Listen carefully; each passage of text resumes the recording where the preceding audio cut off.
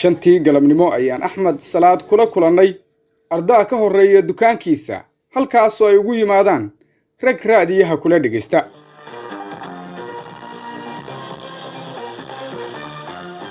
qodobadaas iyo kuwa kale oo ciyaarihii ay ka mid yihiin ayaad ku maqli doontaan barnaamijkan oo waa 76 jir ku nool Baargaal oo ka tirsan gobolka Bari waxa uuna 50 sano oo cimrigiisa ka mid ah dhegta ku hayay idaacadda BBC-da oo uu weli ka dhageysto raadiyo uu gatay 43 sano ka hor. ilaa 20 jirkii BBC baan dhageysanay kuwa kan iyo kuwa horeba laakiin kuwa kan hadda midna 82 baan keenay midna 78 baan keenay kan aan hadda gacanta ku hayo aad baan u dhaqaaliyay.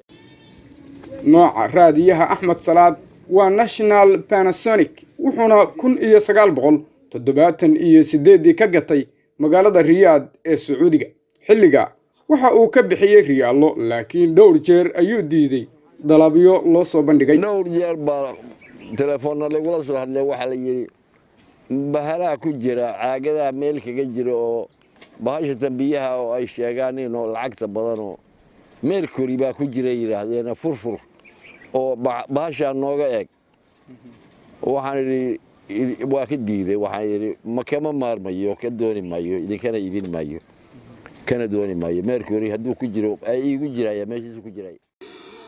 Axmed waxa uu ii sheegay in uu haysto telefoon nooca ballaarana magaaladiisana internetku waa 4G laakiin raadiyahan uu wali dhabta ku hayo waxa jira arrimo uu ku xushay. moobilada aniga ruuxiga hadda waayada dadame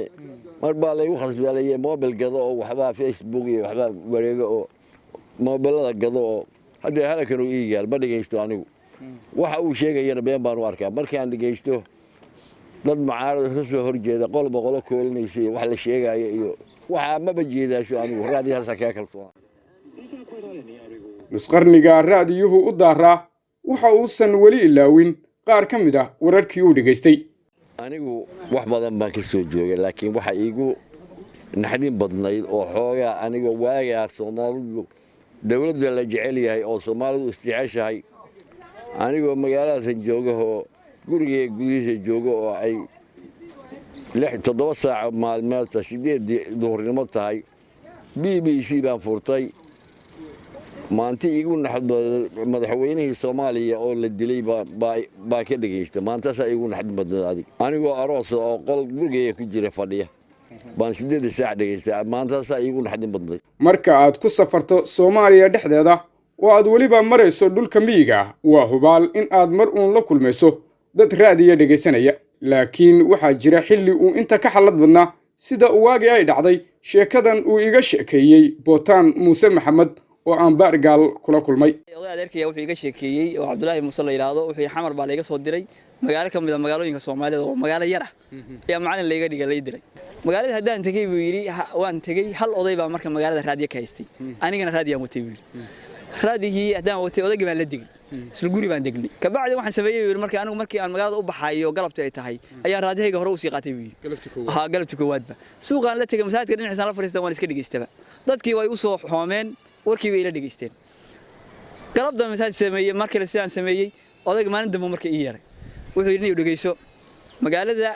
aniga iyagu timid aniga aan hal raadiyaan haystay magaalada yaal ana haysta dadka ana warrami jiray